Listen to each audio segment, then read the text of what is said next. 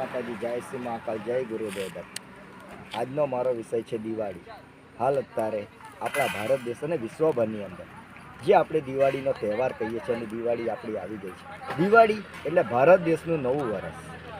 ભારત દેશનું નવું વર્ષ અને નવું વર્ષ આપણે જે ઉત્સાહથી મનાવીએ છીએ એની અંદર પણ આપણે દેવી દેવતાની પૂજા કરીએ છીએ.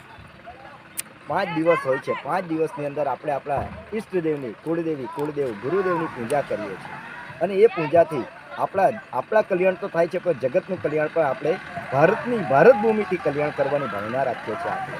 અને ભારતની સંસ્કૃતિ જે છે, સંસ્કૃતિ અને સનાતનની અંદર પણ જે આપણી સનાતનનો મતલબ છે સત્ય. સત્ય એટલે સત્યમ શિવમ સુંદરમ. સત્યમ શિવમ સુંદરમનો મતલબ છે કે હું જે શ્વાસ લઉં છું, હું જે જોઈ રહ્યો છું, હું જે વિચારી રહ્યો છું અને હું જે બોલી રહ્યો છું, એનો મતલબ છે સત્યમ શિવમ સુંદરમ. અને સત્યમ શિવમ સુંદરમ પરથી જો આપણી સંસ્કૃતિ અને આપણા વિચાર જાગૃત કરવા માટે હું આ એક વિડીયો બનાવી રહ્યો અને હું મારા ખુદના અનુભવથી બનાવતો છું. અને આ મારા અનુભવ એવા છે કે હું ખુદ બધી જગ્યાએ ફરું છું અને ફરીને વિડીયો બનાવું છું. અને મારે જે આજે દિવાળીનો તહેવાર આવ્યો છે અને દિવાળીના તહેવારની અંદર જે કોઈ જગ્યાએથી વિદેશી વસ્તુઓ બધી લઈએ છીએ, તો આપણા દેશની સ્વદેશી વસ્તુઓને વાપરો.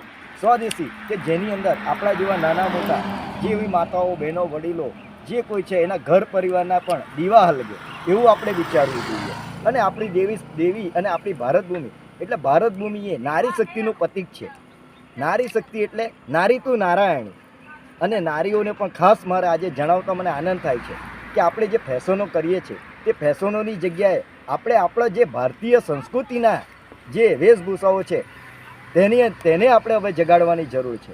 અને એ જગાડશું તો જ આપણા દેશનું એક નામના રહેશે અને નારી શક્તિનો જય જયકાર થશે. નારી શક્તિની અંદર કૂવામાં હશે ને તો ઓવાળામાં આવશે. કે જ્યારે નારી શક્તિ એક નારાયણી થાય છે ત્યારે જ એના છોકરા છોકરીને એ સંસ્કાર આપી શકે છે.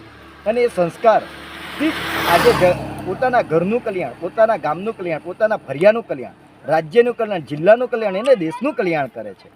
એટલે સંસ્કાર ઘરમાંથી મળે છે. સંસ્કાર કોઈ વેચાતા નથી મળતા.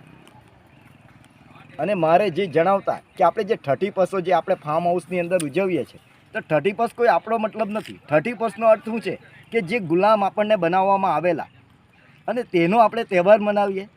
આપણે ભારત ભૂમિ ઉપર જન્મનારા છે અને આપણી સંસ્કૃતિ છે દિવાળી, હોળી, નવરાત્રિ, આપણા અનેકો તહેવારો છે ને આપણે એ અંગ્રેજોના તહેવારો મનાવીએ તો આપણાથી મોટો મૂર્ખ કોઈ નથી.